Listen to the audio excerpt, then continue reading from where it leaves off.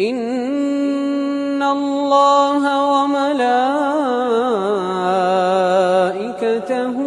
يصلون على النبي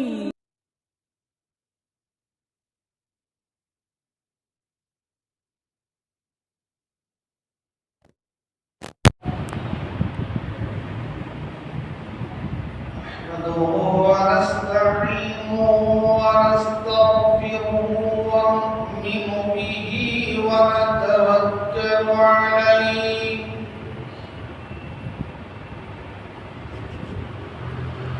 ونعوذ بالله من شرور أنفسنا ومن سيئات أعمالنا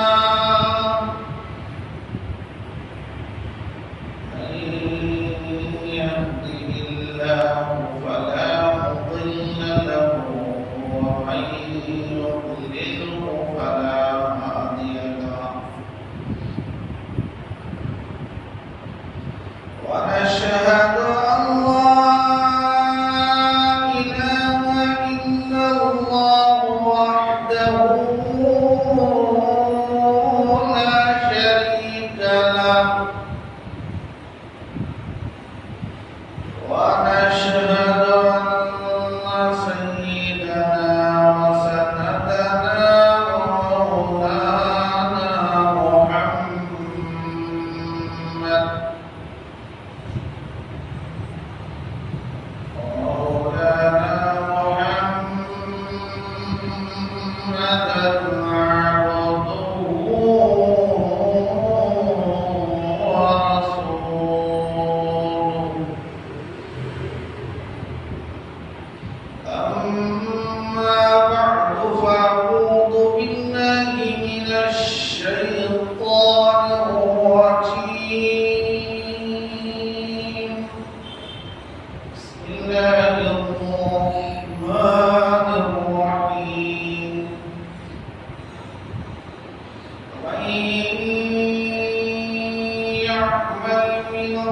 الصالحات وهو مؤمن فلا كفران لسعيه وإنا له كاتبون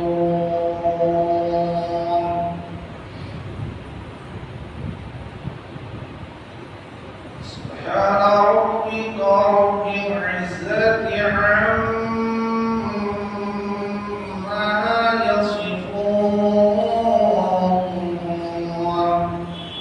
السلام على المرسلين والحمد لله رب العالمين اللهم صل على محمد النبي الأمي وعلى آله وأصحابه وأزواجه وذرياته وأهل بيته وسلم تسليما كثيرا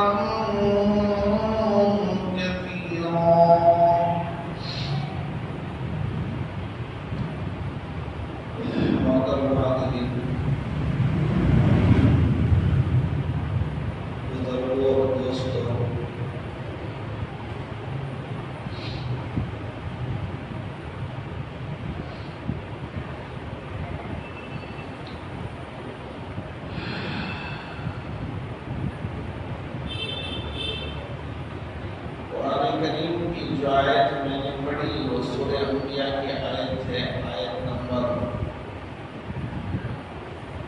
84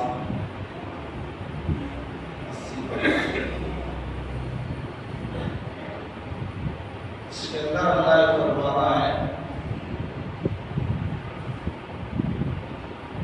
ईमान वाले के किसी भी अमल को अल्लाह ज़ाया नहीं करेगा। यअमल मिन अस्सालिहात वहुव मुमिन, शर्त है मोमिन होना शर्त है।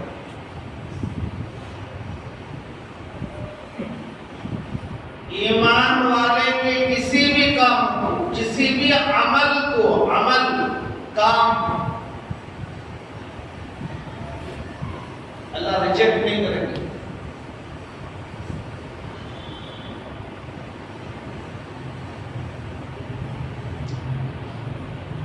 अल्लाह के सिफात हैं बहुत ज्यादा। मेहरबान होना सिफत है, सत्तारी करना सिफत है, ऐबों पर पर्दा डालना सिफत है, करम करना सिफत है, खिलाना सिफत है। इसी तरह अल्लाह की एक सिफत है कदरदान।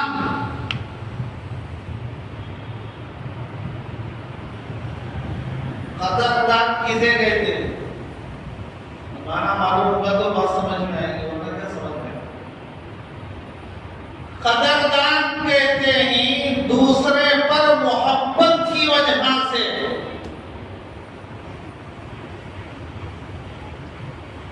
दूसरे पर मोहब्बत की वजह से उसके किसी काम को रद्द ना करना, यानी कबूल कर लेना। उसका कोई भी काम हो, उसे इनकार नहीं करना, उसे रद्द नहीं करना, और उसकी मांग उम्मीद तवक्को से बढ़कर उसके साथ भलाई का मामला करना।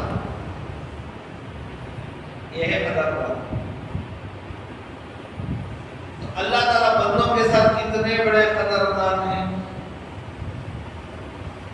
कुरान करीम की एक आयत है, इन्ना मअल उसरि युस्रा, इन्ना मअल उसरि युस्रा, बेशक हर तंगी के बाद आसानी आने वाली है, यकीनन तंगी के बाद आसानी आने वाली है। कुरान करीम ने एक ही बात को दो बार कहा, बेशक तंगी के बाद आसानी आएगी, यकीनन तंगी के बाद आसानी आएगी। एक ही बात को दो बार कुरान कह रहा।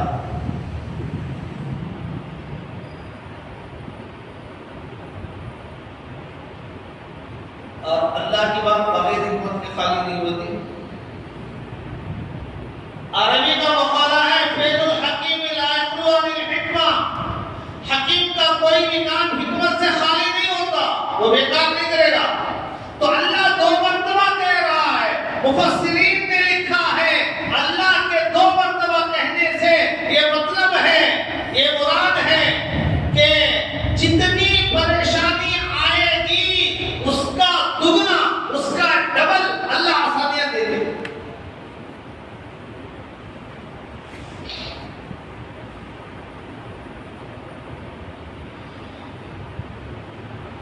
अब देखो अल्लाह ताला कदरदानी कैसे करे। एक ऑफिस है, एक क्लर्क है, काम करने वाले हैं, एक बॉस है, ऑफिसर है। बॉस को कोई भी बात अगर कहना हो तो लेटर में तहरीर में लिख कर दिया जाता है।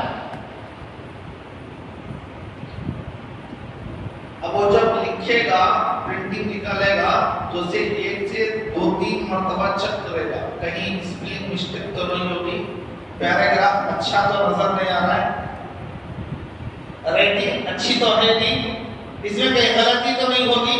सारा चेक करके एक खराब है तो दूसरा, दूसरा खराब है तो तीसरा, बेहतरीन जो होगा उसे प्रिंट करके निकालेगा और उसके बाद पेश करेगा। ऐसा नहीं होगा कि जैसा मन में आया वैसा लिख दिया, रख दिया सामने, ये गलती है तो तू दुरुस्त कर ले, तुझे अच्छा लगे या ना अच्छा लगे, मुझे क्या लेना है देना है। तो आप ही डर गएगा, इसे क्लियर की मुझे जरूरत नहीं है, छुट्टी कर देगा। लेकिन कुर्बान जाए अल्लाह पर, जब हम नमाज में करते हैं अल्लाहू अकबर, हमारा दिमाग फैक्ट्री में चला गया, कारोबार में चला गया, बाजार में चला गया, कपड़ों की दुकान में चला गया, इतर की तरफ चला गया, दूसरी चीजों की तरफ ध्यान चला गया, पता नहीं चला कि 3 रकात पढ़ा हो या 4 पढ़ा।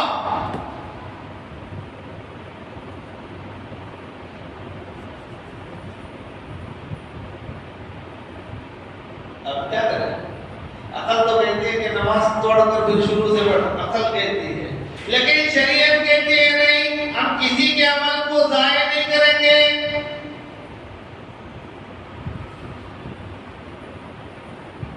तुम्हारा गालिब गुमान क्या कह रहा है कि 3 पढ़ा है, 2 पढ़ा है, 4 कितने पढ़ा है? अगर तुम्हारा गालिब गुमान है कि मैंने 3 पढ़ा है नमाज हो जाएगी, आखिर में सोते तो कर दो।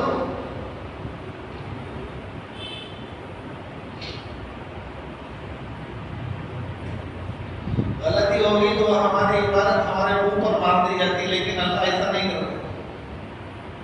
अल्लाह कहने वाले बंदे सत्ते सहू करके नमाज को पूरी करो, तुम्हारी कबूल हो जाएगी नमाज। सफर में थे, किबले का पता नहीं चल रहा है, आसमान पर बादल है, सूरज नजर नहीं आ रहा है, किबले का रुख मालूम नहीं हो रहा है, जगह नहीं है, परदेश है, कोई बताने वाला भी नहीं है। अब क्या करें? शरीयत कहती है गौर करो, तहर्री करो, सोचो कि किस तरह किबला हो सकता है। तुम्हारा ज़हन जिस तरफ को कहे उस तरफ को करके नमाज को अदा करो।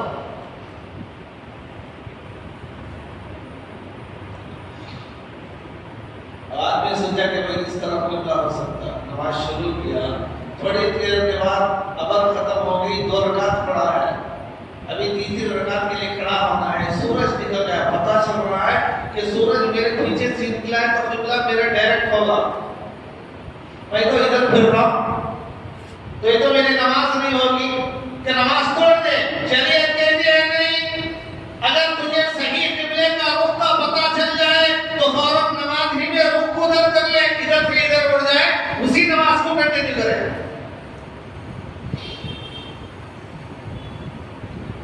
देखो कि इतना कदरदार है अल्लाह, इतना कदरदार। आदमी को अगर पसंद ना आए तो रिजेक्ट कर देता है, चलो। तो मेरे भाइयों, हजरत अय्यूब अलैहिस्सलाम अल्लाह के बहुत बड़े पैगंबर, हजरत अय्यूब, अल्लाह ने नबूवत भी दी थी, माल भी दिया था, औलाद भी दी थी, सब कुछ अता किया था, हमेशा इबादत। अभी माल मिल जाए तो हम नमाज ही को नहीं आती है, हमारा हाल है। मालदार के पास नमाज पढ़ने के लिए वक्त नहीं, मस्जिद आने के लिए वक्त नहीं, लेकिन हफ्ते में एक बार मूवी देखने के लिए वक्त है, जाने के लिए वक्त है। तो अल्लाह ने हजरत अय्यूब अलैहिस्सलाम को नवाजा था, लेकिन वो इबादत में मशगूल, कसरत से इबादत।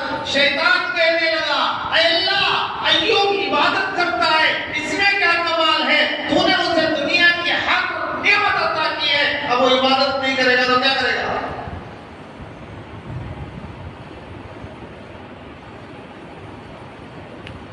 अल्लाह ने कहा अच्छा देखो हम इम्तिहान लेते हैं अय्यूब का, देख ली, तू भी देख ले।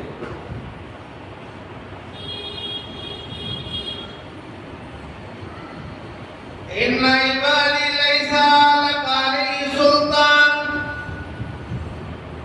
जो अल्लाह का बंदा होगा उसको शैतान का नहीं चलेगा।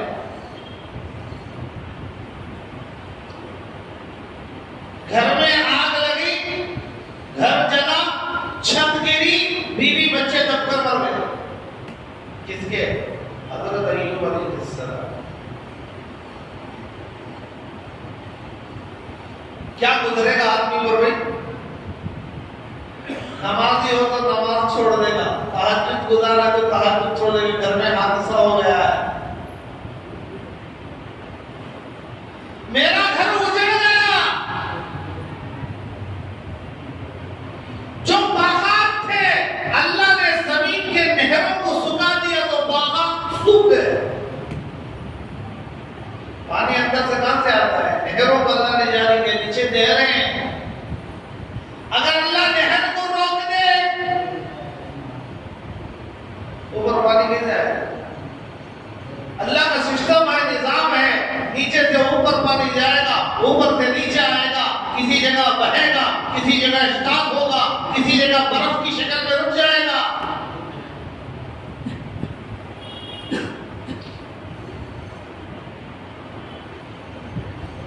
तो बागों के नीचे जो नहरें थी वो खत्म हो गई तो बाग सूख गए, ऊपर पानी आना बंद हो गया तो बाग सूख गए।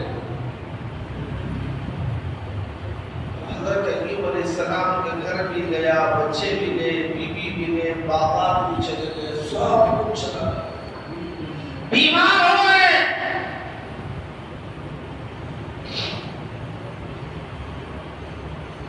आदमी के घर का एक आदमी का अगर कुछ हो गया तो कितनी तकलीफ होती है, वही होती नहीं होती? बच्चे को कुछ हो गया, बाप को कुछ हो गया, माँ को कुछ हो गया, तो आदमी को कितनी तकलीफ होती है। अब सारा घर कितनी तकलीफ होती है, अल्लाह का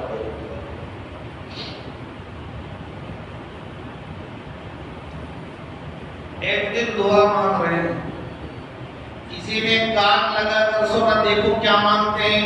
घर भी नहीं बचा, बीवी भी नहीं बची, बच्चे भी नहीं बचे, बाप भी नहीं बचे, बीमारी में पड़ गए, इम्तिहान चल रहा है। देखें क्या आदमी कह रहा है जुबान से,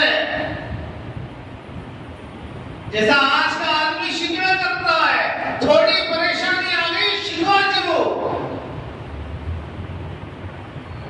नमाजी भी शिकवा करेगा, बेनमाजी भी शिकवा करेगा, छोटी छोटी बात पर अल्लाह पर शिकवा।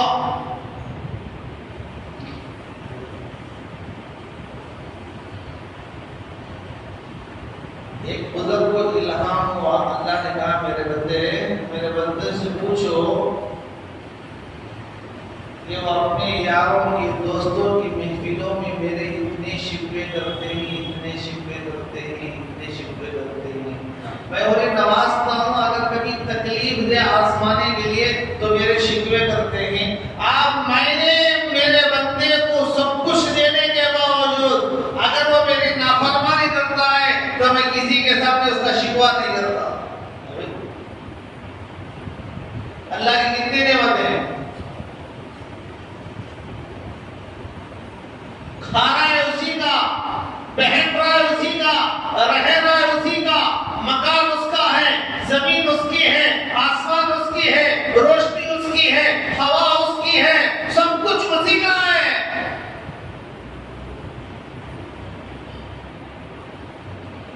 तो एक आदमी कान लगा के सुनने लगा, देखो तो सही क्या कह रहे। तो हजरत अय्यूब कह रहे थे, ऐ अल्लाह जिस हाल में तू मुझे रखा है मैं खुश हूं। ये बात कहना कोई मामूली बात नहीं हुई कि हमारे जैसा कोई काम नहीं, कहाँ बहन जाती पता नहीं, कैसे कैसे अल्फाज हमारे जबान से आ जाते मालूम नहीं। इतनी बड़ी मुसीबत को बर्दाश्त करते हुए और जबान से कह रहे, ऐ अल्लाह तू जिस हाल में रखा है वो मुझे पसंद है, मैं उसमें खुश हूँ, लेकिन मेरी एक तमन्ना है कि मेरी जबान को सही सालिम रखना, ताकि इस जबान से मैं हमेशा तेरा जिक्र करता हूँ, तुझे याद करता हूँ। जब इतने खरे निकले तो अल्लाह ने फरमाया फनिअमल अब्द इन्नहु अव्वाब। अय्यूब बड़ा अच्छा बंदा है और वो हमारी तरफ बहुत रुजू करने वाला है।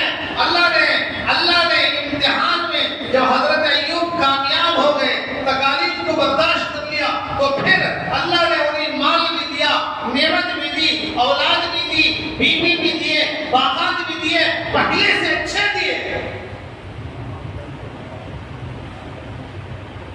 अल्लाह तो किसी ईमान वाले के, किसी मोमिन के अमल को और काम को जाये नहीं करते, रिजेक्ट नहीं करते। अल्लाह तो उसे और बड़ा चढ़ा कर देते हैं। लेकिन अगर कभी मुसीबत आ गई, परेशानी आ गई, तो मेरे भाइयों थोड़ा बहुत बर्दाश्त करना चाहिए। किताबों में लिखा है हजरत सलमान फारसी रज़ी अल्लाह अन्हु, बहुत बड़े सहाबी हजरत सलमान, अस्सलमान मिन्ना अहलुल बैत, अल्लाह के रसूल ने फरमाया सलमान हम में से। कितना बड़ा मकाम, कुर्बानी का दी थी, फारिस के ईरान के रहने वाले थे, बाप आग का पुजारी, बच्चे को बाहर निकलने नहीं देता था, हमेशा घर में बंद, कहीं भटक न जाए। तो एक दिन बाप बीमार हुआ, कारोबार का हिसाब लेने के लिए, पैसे मांग कर लाने के लिए बच्चे को बाहर भेजना पड़ा। कहा बेटा सीधा जाना, हिसाब किताब करके सीधा वापस घर आना, इधर उधर नहीं जाना। जिस रास्ते से गुजरते थे वहां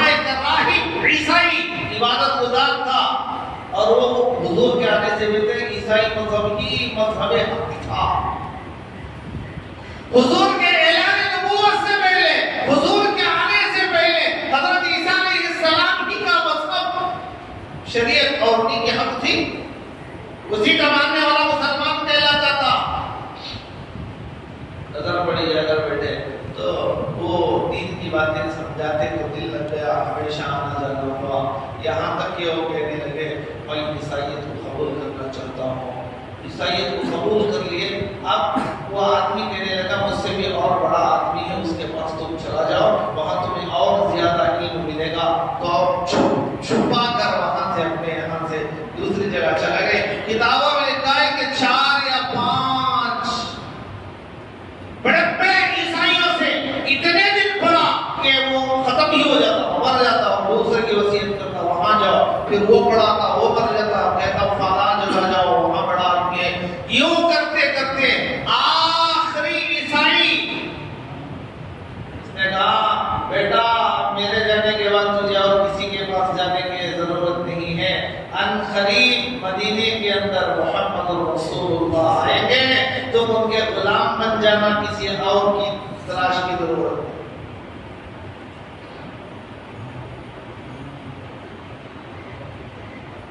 लेकिन तुम पहचानोगे कैसा?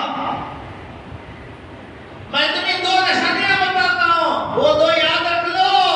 अगर वो पूरे हो गए तो तुम पहचानना कि ये आखिरी नबी है, इसका दीन दीन हक है। क्या निशानियां? एक, जो आखिरी नबी होगा वो सदके का माल नहीं खाएगा, हदिया कबूल करेगा।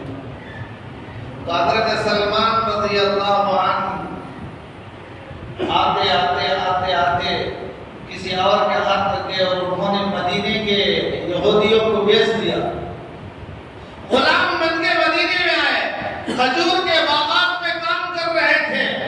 बहुत दिन हो गए, एक दिन दरख्त पर काम कर रहे, फल उतार रहे या दरख्त को छील रहे, कुछ काम कर रहे थे। इधर बाग का मालिक और उसका एक दोस्त दोनों आपस में बात कर रहे थे। एक आदमी मदीने में आया हुआ है, कहता है कि मैं नबी हूँ, अल्लाह एक है। हज़रत सलमान रज़ी अल्लाह अन्हु के कान खड़े हो गए और उन्होंने वहां से नीचे छलांग लगा दी। खजूर का दरख्त कितना लंबा होता है, पैर पर मार भी आया लेकिन कोई परवाह नहीं। फौरन मालिक से जाकर कहने लगे कौन आया है, कहाँ आया है? तो मालिक ने एक तमाचा लगाया। तो अपने काम से मतलब अपने काम से काम रख, तुझे क्या ले देना हमारी बात होती है। लिहाजा मार भी बर्दाश्त किए, पैर की तकलीफ भी बर्दाश्त की, वापस काम पर लग गए।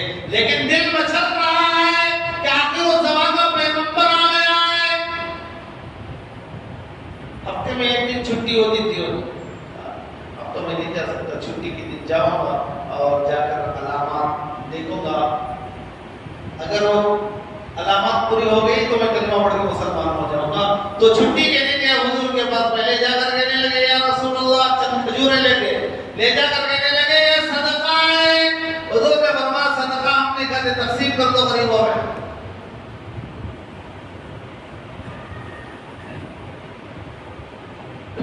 या रसूलुल्लाह ये हदिया है, हदिया हम कबूल करते हैं। हुजूर ने कबूल कर लिया। तो दोनों शर्त पूरे हो गए, तो कलिमा पढ़कर मुसलमान हो गए और कहने लगे या रसूलुल्लाह मेरा हाल ये, मैं फलां जगह का रहने वाला हूँ। मैं पढ़ते पढ़ते किसी ने बताया कि आप यहाँ मदीना आएंगे, तो मैं गुलाम बनकर यहाँ आया हूँ। हुजूर ने कहा अपने मालिक से पूछो, मुझे आजाद कर दे, क्या मांगते हो मांगो।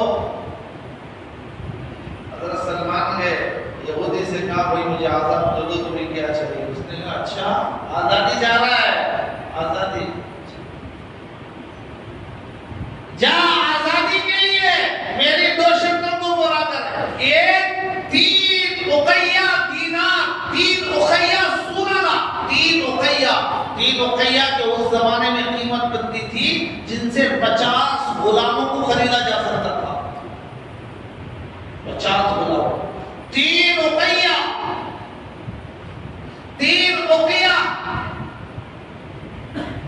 ये।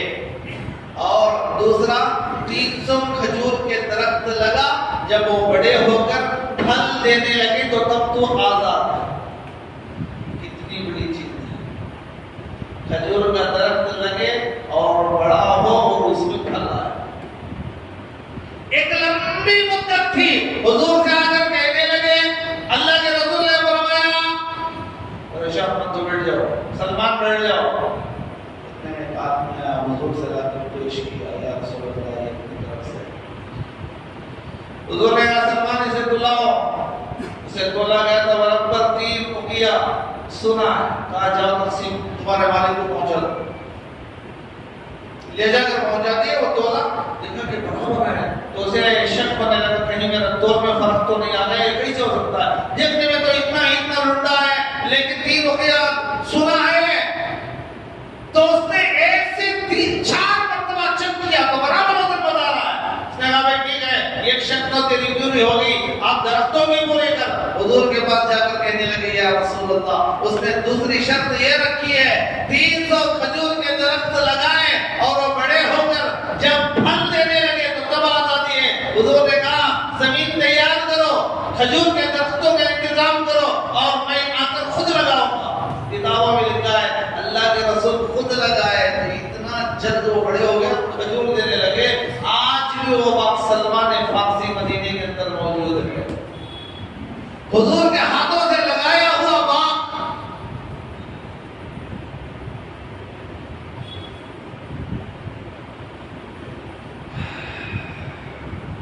तो हजरत सलमान रज़ी अल्लाह अन्हु ने दीन के लिए जो मेहनत की, अल्लाह ने उसकी लाज रख दी और हुजूर की सोहबत उनको अल्लाह ने अता की। तो मेरे भाइयों, अल्लाह बहुत बड़ा खदरदान है, बहुत बड़ा खदरदान है। किताबों में लिखा है कि फिरौन की जो बांदी थी, फिरौन की बीवी और बच्चों के सर में कंघा करने वाली और बाल बनाने वाली, चोटी डालने वाली थी। तो एक मतलब फिरौन की बेटी के बाल बना रही थी, इत्तेफाक से कंघा नीचे गिर गया तो उसने रब्बी मूसा कहकर उठाया। फिरौन की बेटी कहने लगी तू मेरे अब्बा को छोड़कर मूसा के रब को मानती है? अभी बताती हूँ। बाप को जाकर बता दी हमारे घर की खादिमा खुद आपको नहीं मानती, आप कहने वाले रब्बू को बुला लो।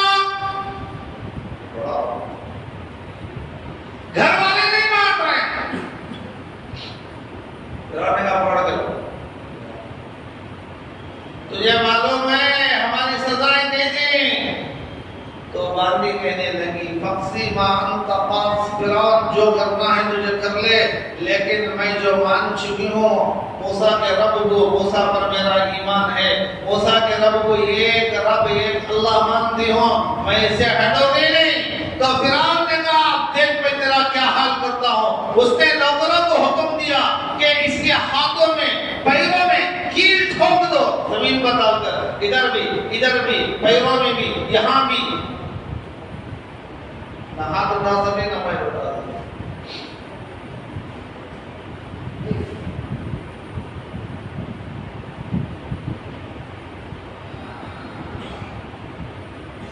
उसके बाद पूछा बदलेगी अब, मानेगी मुझे? कहने नहीं, तो ये जो करना है। उसकी दूध पीती बच्ची थी, फिरौन ने कहा उसकी बच्ची को लाकर उसके सामने डाल दो। बच्ची जब माँ के पास आई तो दूध पीने लगी और कहा देख अगर मुझे रब मानेगी तो छोड़ दूंगा, इज्जतें मिलेगी, पैसा मिलेगा, इनाम मिलेगा और महल में नौकरी मिलेगी। अगर नहीं मानेगी तो अभी तेरी बच्ची को जबा कर दिया जाएगा। फिरौन की बातें इतनी पक्की मजबूत ईमान वाली थी, उसने कहा नहीं जान जाए बच्ची जाए, लेकिन एक अल्लाह को जो मान चुकी हो अब मैं इनकार नहीं कर सकती। उसने बच्ची को ज़बह किया तो खून माँ के सीने से बच्ची का बह रहा। बताओ माँ का क्या हाल होगा? माँ के सीने पर बच्ची को ज़बह किया गया, छोटी बच्ची दूध पीने वाली। सारी शर्तों को कबूल करने के लिए माँ बच्ची के लिए तैयार हो जाती है, लेकिन यहाँ का मामला देखो, इतनी बड़ी कुर्बानी दी, लेकिन वो टस से मस नहीं हुई। तो फिर उसने बिच्छू को लाकर छोड़ा। उस जमाने में आदमियों को मारने के लिए शेर सांप बिच्छू पाले जाते थे। वो बिच्छू आ रहे, कपड़ों के अंदर छोड़े गए, डंक इतना मारा, तड़प रहे, उसी में इंतकाल हो गया। लेकिन फिरौन को रब मानने के लिए तैयार नहीं हुई। तो अल्लाह ने इसका क्या सिला दिया? अल्लाह के रसूल अलैहिस्सलाम जब मेराज के लिए हजरत जिब्रील के साथ मक्कतुल मुकर्रमा से बैतुल मक़दिस जा रहे थे, कहने लगे जिब्रील ये खुशबू कहां से आ रही है? क्या जन्नत आ गई? हजरत जिब्रील ने फरमाया या रसूल अल्लाह, अभी हम दुनिया ही में हैं, आसमानों का सफर हुआ ही नहीं, मस्जिद हराम से बैतुल मक़दिस जा रहे हैं, ये जो खुशबू आ रही है फिरौन की उस बांदी की खबर से आ रही है जिसे फिरौन ने एक अल्लाह को मानने की वजह से शहीद कर दिया था। अब ये खबर से जन्नत की खुशबू आ रही है। तो मेरे भाइयों, आदमी का जो काम है ईमान वाले का, अल्लाह उसे जाया नहीं करेगी। लेकिन कामों में 3 काम बहुत अहम है, इसे याद रखिए।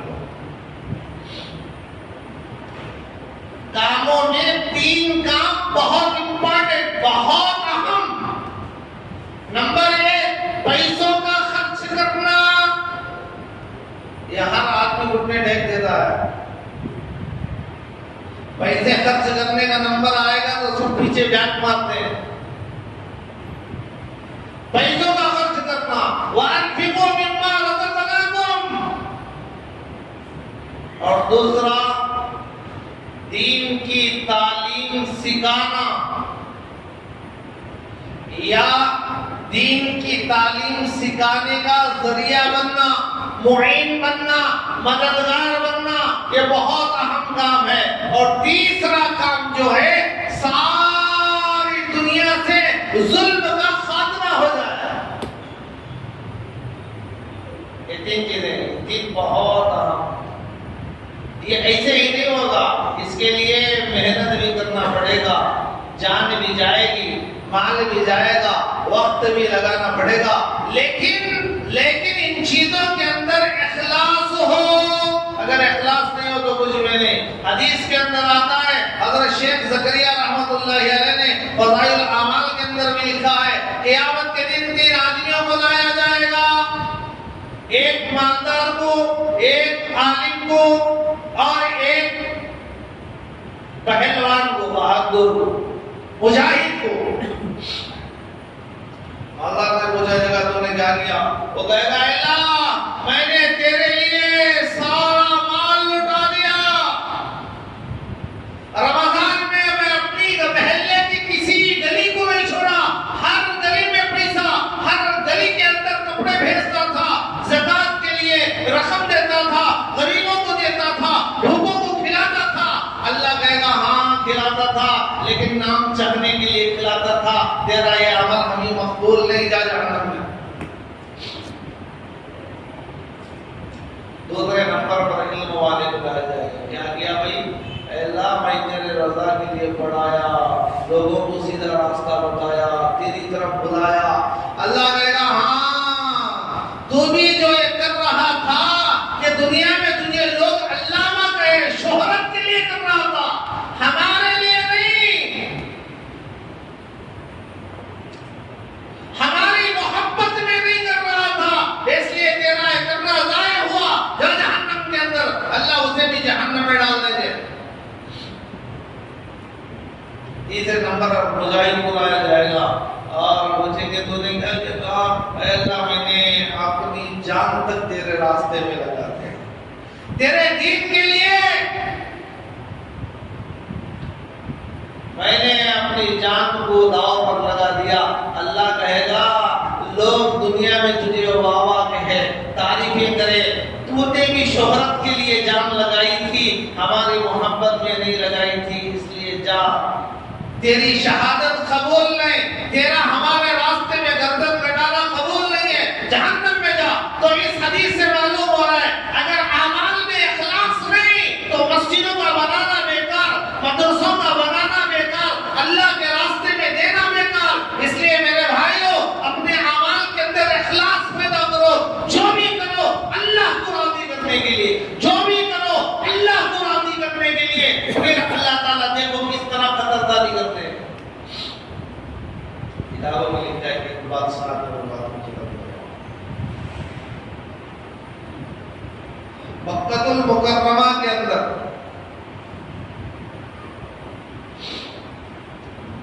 किताबों में लिखा है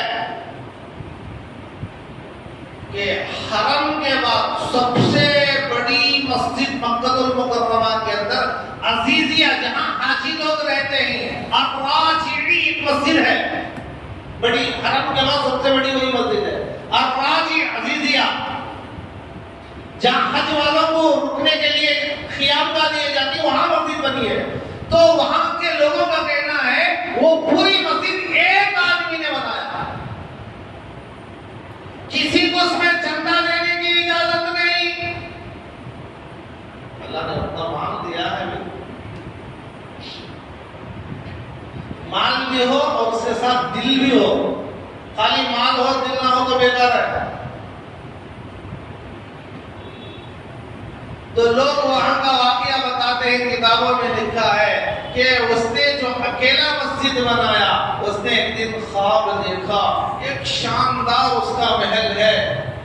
क्यों? मन बना लिल्लाहि बैतन बनल्लाहु लहु बैतन फिल जन्नह, मन बना लिल्लाहि मस्जिदा बनल्लाहु लहु बैतन फिल जन्नह।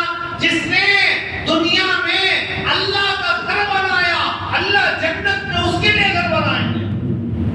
जितनी शानदार मस्जिद होगी उतना शानदार घर, उससे कई गुना ज्यादा।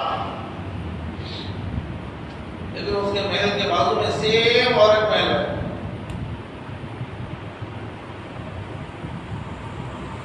परेशान हुआ, ख्वाब देख रहा है। ख्वाब से उठने के बाद हदीस का तो उसे इल्म था, मस्जिद बनाएंगे तो अल्लाह उसी तरह का घर उसे देंगे, उसी तरह का महल जन्नत में मिलेगा। उसने लोगों से कहा, मेरी मस्जिद बनाने के वक्त में किसी ने कोई इसमें पैसा लगाया? किसी ने नहीं लगा। भाई आप तन्हा आदमी बनाए, तहकीक करो, छानबीन करो। बहुत तहकीक के बाद, तलाश के बाद, जानकारी के बाद एक बात सामने आई, एक बात सामने आई। वो बात ये थी कि एक औरत का पता चला, इसने इसमें हिस्सा लिया है, उसे लाया गया। पूछा, तूने क्या इसमें हिस्सा लिया हमारी इजाजत के बगैर? उसने कहा, मैंने कुछ हिस्सा नहीं लिया, मैंने सिर्फ इतना किया है, अल्लाह के घर जो बना रहे थे मजदूर, धूप का वक्त था तो मैं उन्हें ठंडा पानी पीने के लिए देती थी। ये अल्लाह का घर का काम कर रहे हैं। अल्लाह मेरे पास माल नहीं, दौलत नहीं, दीवार बनाने के लिए, गुम्बद बनाने के लिए, मेहराब बनाने के लिए, मिंबर बनाने के लिए, मीनार बनाने के लिए, वजू खाना बनाने के लिए, टाइल्स लगाने के लिए मेरे पास पैसा नहीं है। अल्लाह मैं इतना कर सकती हूँ, अपनी ताकत के मुताबिक पानी पिलाती हूँ। अल्लाह ने उस पानी को कबूल किया। मस्जिद बनाने का जो सवाब है, पानी पिलाने वाले को भी सवाब आता है। तो अल्लाह मेरे भाइयों कदरदान है। इसलिए मेरे भाइयों, जो भी काम करो अल्लाह उस काम को ज़ाय नहीं करेगा ईमान वालों का। शर्त ये है कि उसके अंदर इखलास हो। करेंगे भाई? अल्लाह ताला हमको अपनी सुनी बातों को तौफीक अता फरमाए।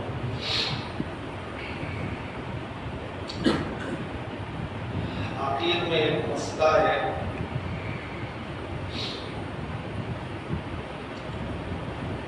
मसला ये है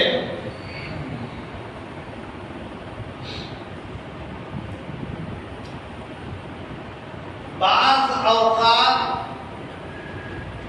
आदमी अपनी तरफ से किसी चीज के हलाल हराम होने का खुद फतवा लगा लेता, किसी चीज के सही और गलत होने का खुद फतवा लगा लेता। तो उन्हीं में से एक बात यह है, लोगों में मशहूर है कि खरगोश का पालना नहुसत है।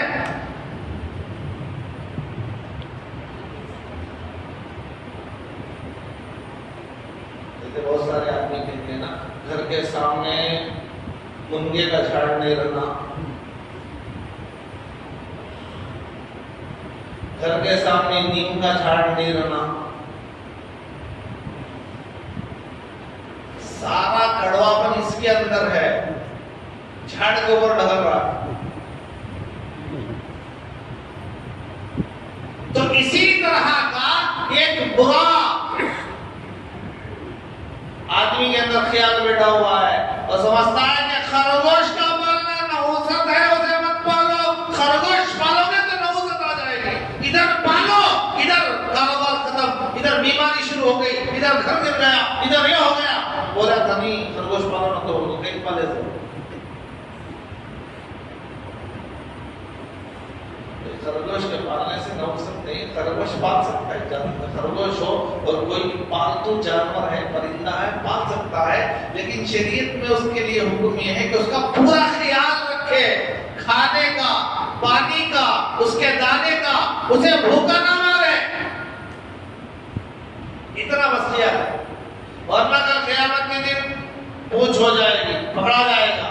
अगर वो भूखा मर गया, आपके मिल्कियत में रहता हुआ, आपकी गिरफ्त में रहता हुआ, आपने तवज्जो नहीं की, गफलत बरती, वो भूखा मर गया, प्यासा मर गया, कल क़यामत के दिन आपको हिसाब देना पड़ेगा। इसलिए मेरे भाइयों, इस तरह के बहुत सारे गलत चीजें हमारे जहनों में बैठी रहती हैं कि ये चीज नहुसत है, वो चीज नहुसत है, वो चीज नहुसत है। सारी गंदगियों की जड़ को हम अपने घरों के अंदर, अपने कमरों में रखे हुए ही, उसमें कोई नहुसत बोल को नहीं बोल रहा है। कौन तो टीवी को नहुसत बोल रहा है?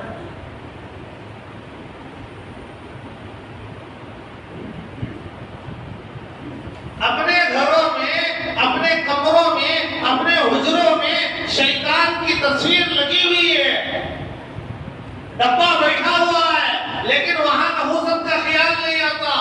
खरगोश पल रहा है, नहुसत आ गई। कबूतर पल रहा है, नहुसत आ गई। तोता पल रहा है, नहुसत आ गई।